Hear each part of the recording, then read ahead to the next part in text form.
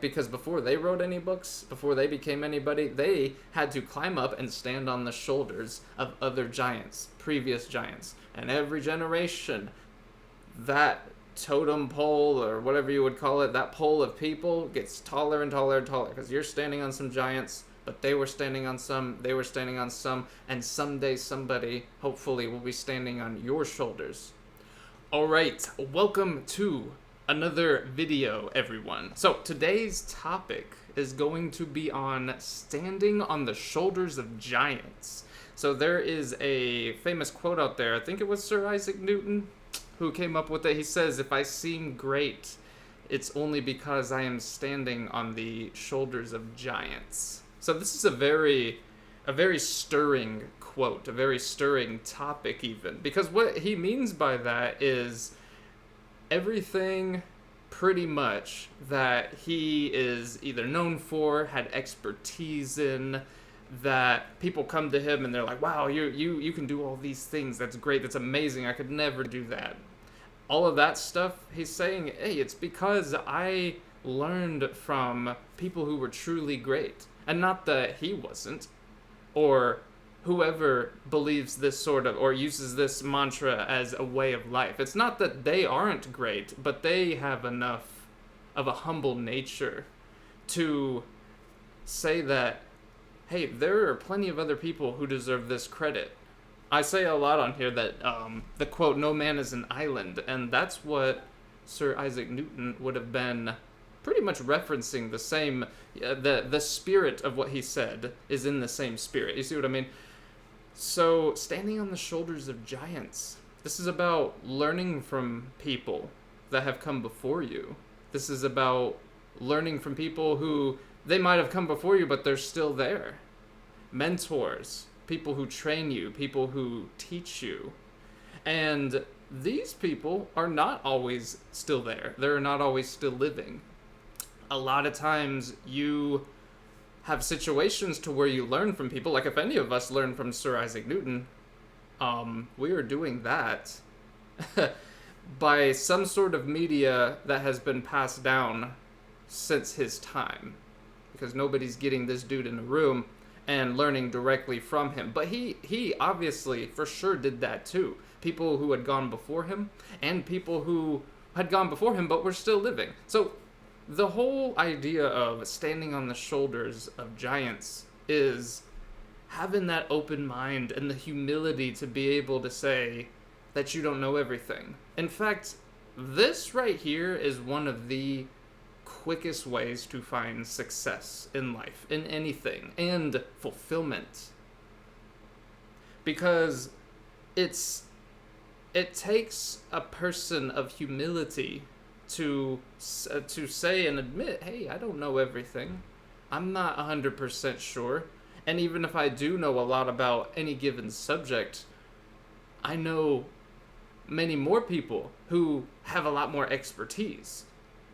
You could be good at anything. You could be good at cooking steaks or something like that. But people who are truly good at that will learn from other people that are truly good, and that's how they got there. It's usually not, people don't usually, what they call that, right, reinventing the wheel. They don't usually spend all of this time researching and trying thousands and thousands of experiments to do something as simple as cook a damn steak. It doesn't have to be that. It can be using a wheel, right? They're like, okay, should we don't care about the wheels that are out there now. Imagine if somebody was trying to make like a wagon for their children or something, and they're like, okay, we need this thing to roll though, so that it can roll around with kids in it, or they can roll their stuff around. And they're like, so we need something on the bottom of the actual wagon, the vessel, like the chassis, that allows it to roll. They're like, let's try a bunch of different shapes. Let's start with squares. Imagine rolling a wagon around with square wheels.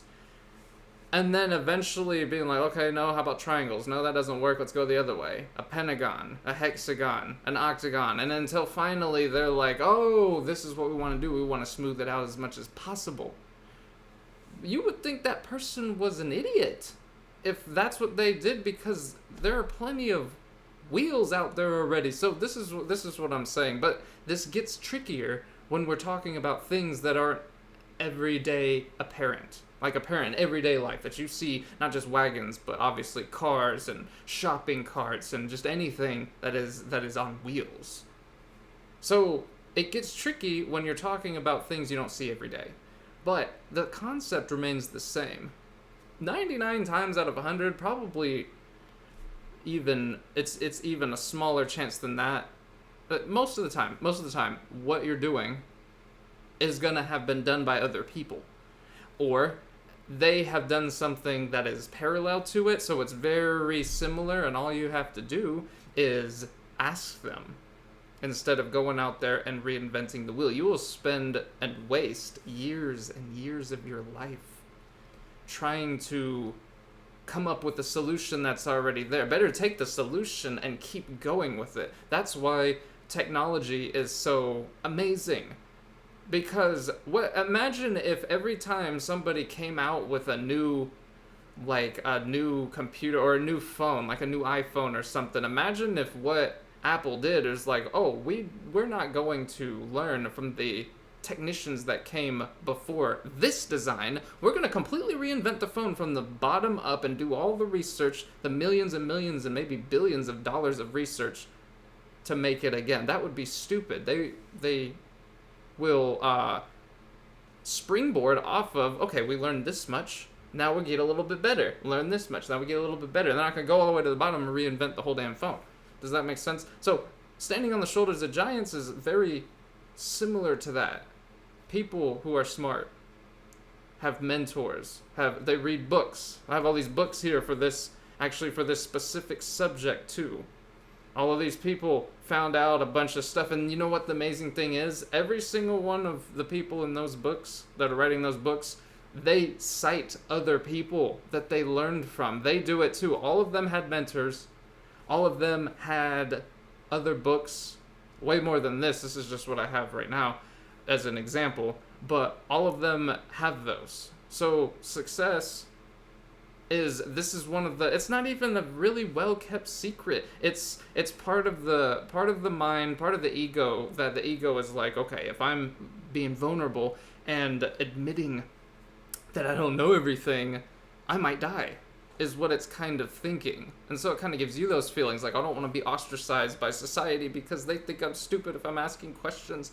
That rarely happens. And if somebody does call you stupid for asking questions, they're probably not somebody that you need to care about their opinion. Remember, never take criticism from someone you wouldn't take advice from. If somebody is telling you you're stupid for asking a question, I ask questions to things that I know the answer to all the time, just to make sure, because sometimes, once in a while, people will give you a different answer than you were thinking. You're like, I did know the answer, but your answer is also an answer, or it's another perspective. You see what I'm saying? So standing on the shoulders of giants, you should be reading almost as much as possible. Now, you don't have to do 8 hours a day of reading like people like Warren Buffett and Bill Gates and all these really high-level people who at this point in their autumn years have that time. But you know something? They're some of the most wildly successful people in several parts of their life because of that reading. Reading is, and I think that either one or both of them are credited to have said if they could have one superpower, it'd be able to read faster, like at the speed of light or something. Because then you can consume so much knowledge and implement it. And you know, the more you learn, the more you earn. This is a fantastic subject that can be talked. I could talk on this one for hours. I could do several videos. I might do more on this. And other videos I have done have this interwoven as part of the theme. Because you can learn from everybody. A lot of the times it's what not to do. Like, you don't want to be that person that has to experiment for every single thing when you can just learn, like, hey, the last time that this person, I don't know, drank a bottle of acid, that really screwed them up. That's some shit I don't want to be a part of, okay? You don't have to drink a bottle of acid to figure out that's where you don't want to go. You can see. Now that might be an extreme example, but people do things like with their money or with their attitudes and stuff. You're like, okay, that's an example. That's a good example of what not to do.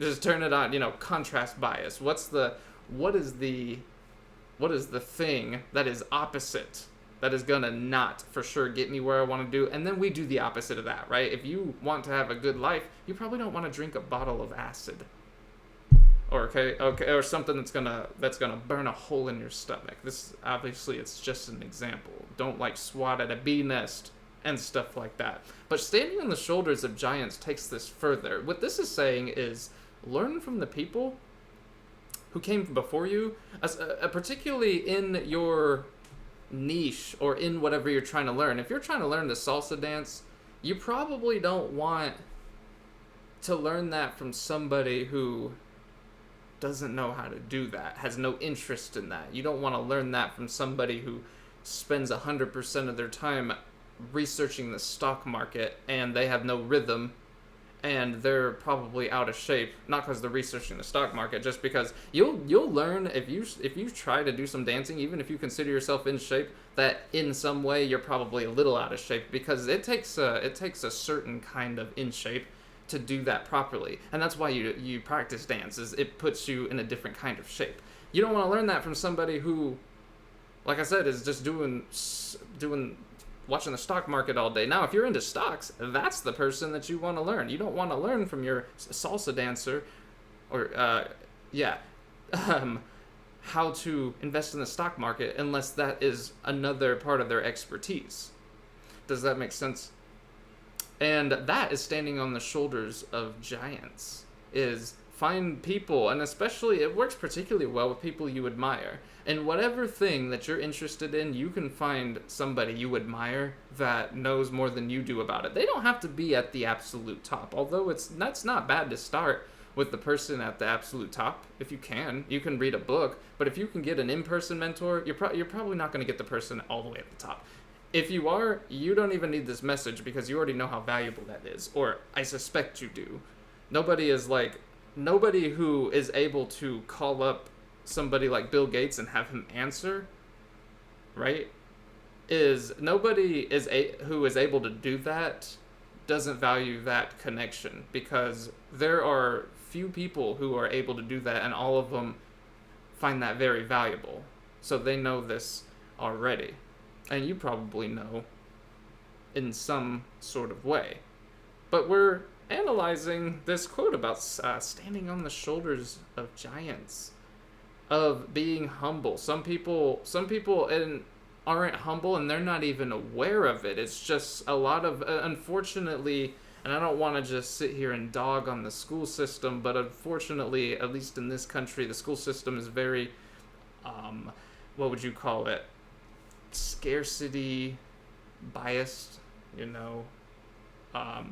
it's about having the right answers. Like, you already need to have them. It's not the unfortunate thing, and I'm going to do another video on this, is when you're standing on the shoulders of giants, you are not looking necessarily for the right answers. A lot of times you're looking for the right questions, because the universe is made up of reasons, and you got to ask the questions of, why is this here? What is the reason? Why did this happen? What is the reason? And so if you have the right questions, then you'll find the right answers over and over. But when you start just looking for the right answers, you'll miss the kind of questions. The questions are like the map, like a treasure map. The answers are the treasure. The questions are like the map. So you're trying to find some buried treasure, but you have a map, but you're not using it at all. That's questions and mentors and the giants that you're going to stand on the shoulders of, and books and all of that. That's the map, and it's a wonderful thing to have. So what I was getting at is, a lot of people, because the school system, for most of it has that scarcity mindset, or it instills that hey, you already need to have the answers, or basically you're nothing. And I don't believe that most of the people like inside, like the teachers and everything, that's what they're trying to do, or the message they're trying to convey. I think it's a lot more complicated than that, but that's what kind of happens. And think about it.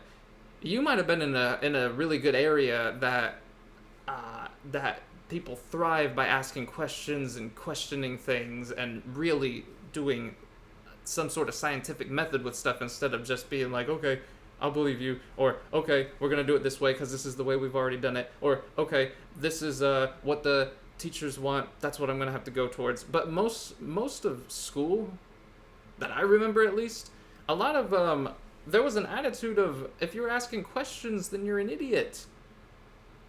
No, not asking the questions, that's when you're an idiot, because how are you going to get the answer? The only thing you can do is trial and error. And with some things, you don't want to trial and error. You don't want to be in your fourth or fifth story apartment building and you're thinking, I want to get to the parking lot faster. Technically, the fastest way to do that is to jump out the window. If that's what you do, because you have to experiment with every single little thing, and you can't ask questions and you can't think for yourself, then your life is going to get a hell of a lot worse. With some things, you don't want to learn on your own through that trial and error. You want to ask questions. You don't want to be like, okay, I have $1 million that I inherited or I've saved up, and I'm going to just start putting it in different things and not researching them at all. No, that would be foolish. You would never do that. You wouldn't just see $1 million and be like, okay, I'm going to put some here, and we're just going to, I'll just spread it around in different places, and I don't even, and you're like, cryptocurrency, I don't even know what that is. Here, put 50,000 on it, and that is a good example of a way not to do it. Now, obviously, you want to diversify. That's not what this is about. This is about blindly just throwing a bunch of spaghetti at the wall and trial and error. Usually, it's at the cutting edge of things that you can actually do trial and error and make some decent headway for mankind. Just like I said, with Apple, they don't have to throw away and ignore all of the things they've learned in technology when they want to make the 15, the 16, the 17 iPhone, or whatever it is when you're watching this that's out now. That would be the stupidest thing anyone has ever heard of. If every time they came out with something new, they're like, okay, we need to know how to forge the circuit boards again. We need to know we need to learn what RAM is again, and memory and data and gigahertz and what components do what. No, they get a little bit better each time, and they learn off of the past researchers, and some of them the same researchers, but you see what I'm saying. They're not gonna throw away all of that and start over. That would be the stupidest thing anyone's ever heard of. But you can do that too. Standing on the shoulders of giants means that, hey, all this stuff is out there. All these books, there's podcasts. You can read a lot of information for basically free if you just look it up online, right? Books there's like a magical effect books have that it compiles it all in one place. Plus, there's a little bit of an incentive for the authors for sharing their work. They get a little bit of money for that. It's not a hell of a lot. For most people, it isn't. Books a lot of them have pretty small profit margins.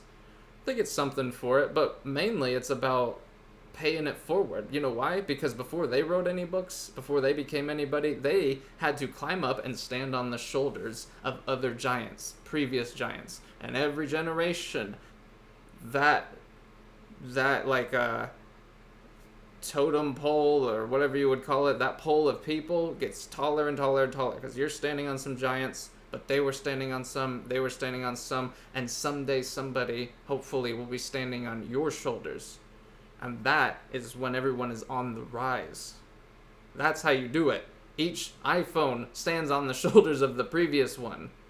So when you're learning anything, when you're trying to get more successful in anything, a lot of this comes down to humility. And when I say the school systems taught us to not be humble, accidentally perhaps, and we're doing it accidentally, because think about it. You might be in the point of your life now that this isn't an issue, but for most people it is. Most people, when something new comes along, they're like, I don't want to ask about it. Let's tinker with it a little, or let's try to figure it out on our own. And there is a power in being able to figure things out on your own. You need to be able to do that. But with most things, you can get all that information up to what is now cutting edge, and then when you start experimenting at that edge, is when progress is made. So, Sir Isaac Newton, any of the things he did in his life, do you think he had to go back and learn, right, or go back and improve like regular arithmetic and stuff, like 1 + 1 is 2? Do you think that he had to run experiments constantly? It's like, okay, 1 + 1 is 2. We figured it out. It works. Now let's do 1 + 2, or 1 + 1 + 1.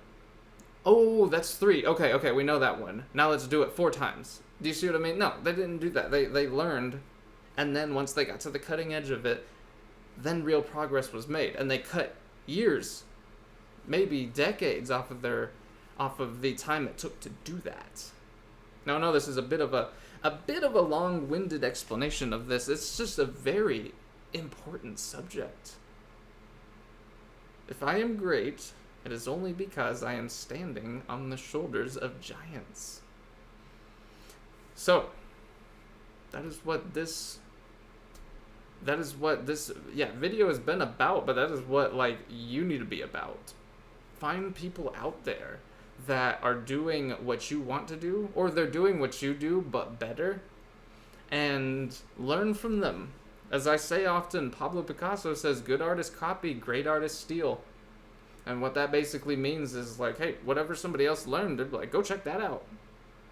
They're doing this stuff different. They might know something you don't. And that's how we improve and further mankind. So, thank y'all so much for being here for this one, and have a beautiful day.